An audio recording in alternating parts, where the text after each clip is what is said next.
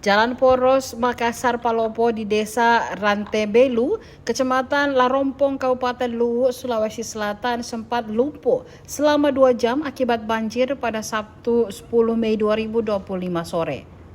Kasat Lantas Polres Luwu AKP Sarifuddin mengatakan, banjir terjadi akibat hujan deras yang menyebabkan air sungai meluap.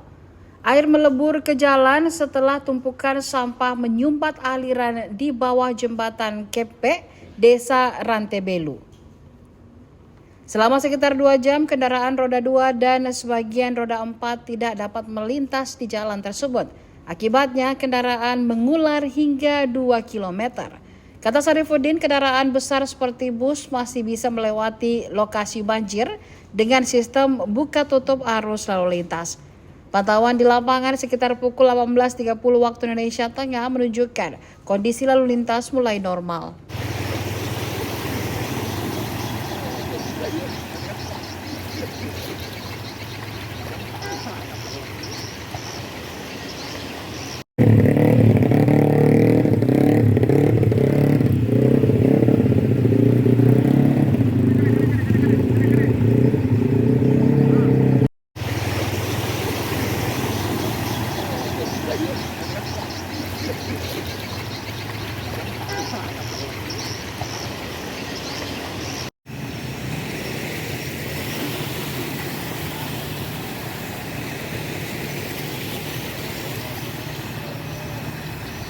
Ansar.